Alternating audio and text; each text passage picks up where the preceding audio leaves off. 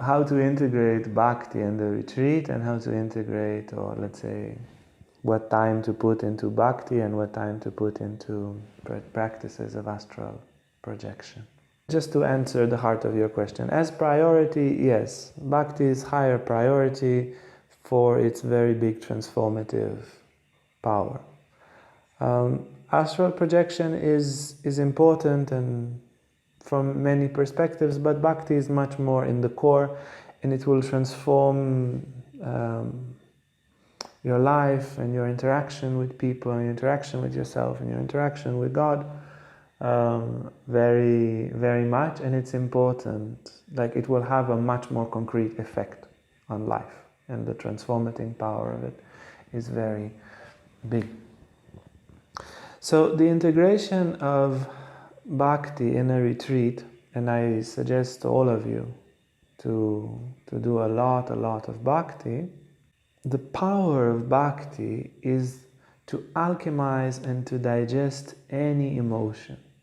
So once you understand, or you have the feeling of love for your divine ideal, be it God, be it Buddha, be it the universal love, or whatever your ideal is, once that love awakens and it's intense, especially if it gets more intense than any other emotion, then you can take all the emotions that rise in a retreat, and as we said, there's more emotions rising in a retreat because we don't have our usual routine that somehow numbs down the emotions and give us pretty predictable emotions, at least a range of predictable emotions in our daily life.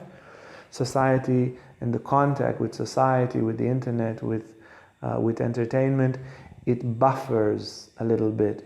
It kind of routinizes a little bit our emotional world, and as we go into retreat and not so many things happen in the day-to-day and so forth, emotions will tend to rise from the past, from the subconscious, and our fundamental tendencies will, let's say, be expressed emotionally much more. They will not be diluted by day-to-day events. So we hit a level of more fundamental emotions, to put it in one sentence, in a retreat. More fundamental emotions, less predictable, at times more intense.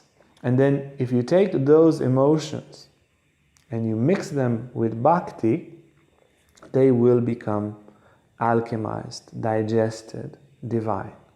If you're sad in a retreat and the sadness makes you feel passive and it's hard to practice because you're sad and passive, then if you're able to be sad and also to long for your divine ideal, for God, for Buddha, for whatever, then the longing will alchemize the sadness. It's a little bit like when you light a candle. And then the candle is lit, and then the longing will eat the sadness. The more sad you are, the more longing you will have. Or you're angry. The longing will digest that anger like a flame digests a candle. And basically, all the emotionalities, it needs some practice. And there are some emotions which are easier for some people to work with, but all the emotions can be alchemized through Bhakti. And then the fundamental level of emotions that we meet in the retreat will be alchemized. So not just today's sadness, today's anger, today's hatred, today's pride, today's boredom. Sometimes you meet boredom in a retreat, and boredom. Yeah. Yep. Another day the same like yesterday. So that boredom, if you mix it with longing, it's a form of energy. Also boredom is an energy, and with a strong enough flame of devotion, boredom will become fuel. And then during the retreat, the deep layer of emotion and emotional impurities will be dissolving. And not just dissolving, they will become a fuel. They will be recycled, transmuted into spiritual energy. So it's very good. Like personally, I do 2-3 hours of Bhakti. That's very good. And really with all the intensity and with all the longing. And if you were now in front of God, in front of Christ, in front of Buddha, how would you feel? Would you think of something else? You would throw yourself there with all the intensity, that kind of intensity, for many hours. And then you don't fight the negative emotions that rise, you just put them in the fire. You're already on fire, and oh, here comes sadness. Look at sadness. Here comes anger. Here comes a lack of self-worth. Look at it burn. In the higher stages, there appears this bliss. And then, so the longing burns, but the bliss burns even faster. There's an ecstasy of the communion that appears. You long, and then you start to feel the grace, and there's a communion appearing. And that burns even quicker. So the integration of bhakti should be quite intense, and it's good, for example, to give a few practical advices. It's very good in the moment that you wake up, without stressing, to focus in your heart. And you know of the special points to focus already. So you focus there, and don't force it, but just as you wake up, like literally in bed. Also, if you just wake up in the middle of the night, you can train yourself. Yeah, you just wake up for a moment, you change side, you go out to pee, focus there, in your soul. And just come to contact. You don't need to force anything. You don't need to even say a mantra or anything. You can if you want, but just try to feel, how does your soul feel? How does your soul feel? And condition, particularly the first few minutes of the day, with this awakening. You brush your teeth and you feel your heart and you feel your longing.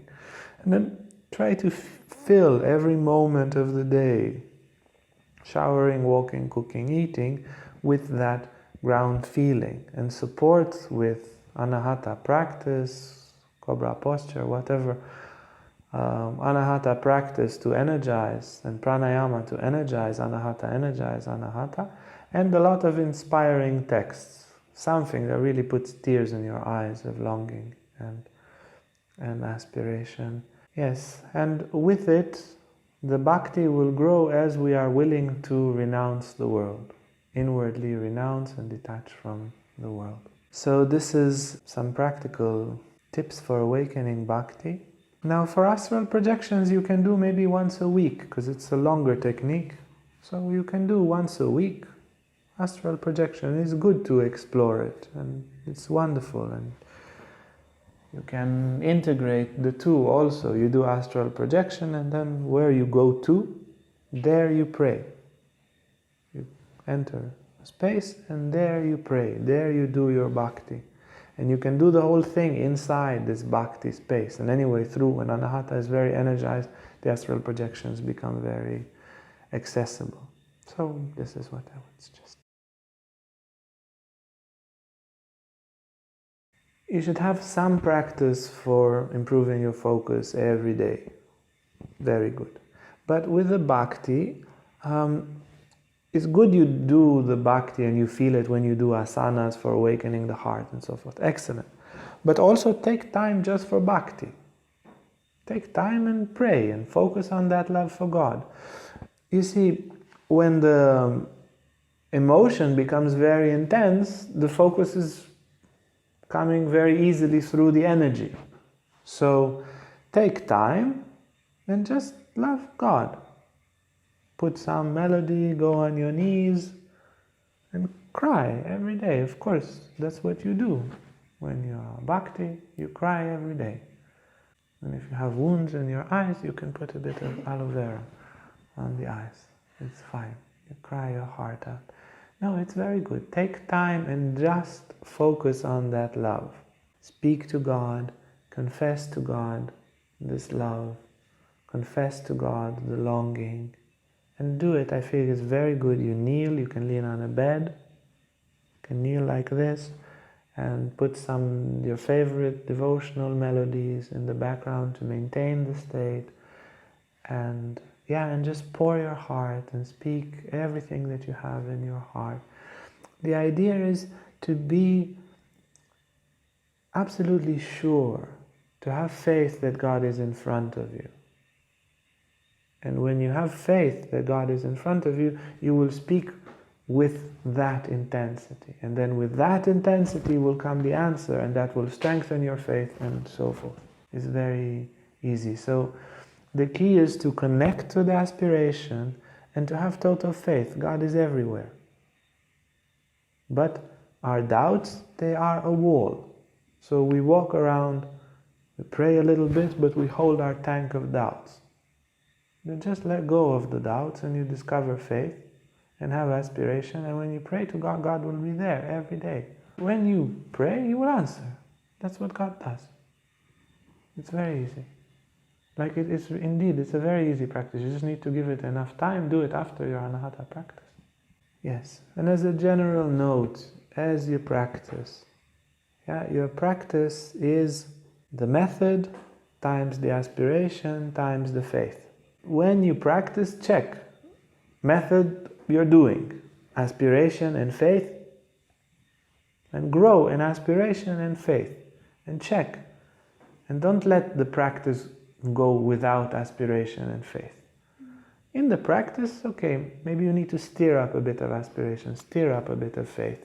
And then continue practicing with those in the backgrounds. Because that's what creates efficiency. Look around you. The people that practice with aspiration, with faith, has extraordinary results.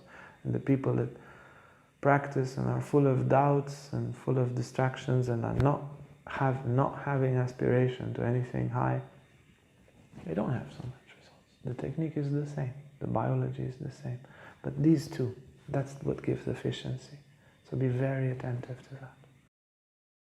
Hey guys, if you like this video, make sure to like and subscribe to our YouTube channel for more content on spirituality, Tantra and more. And if you want to sign up for our online classes or for our retreats, you can see our website on the description below.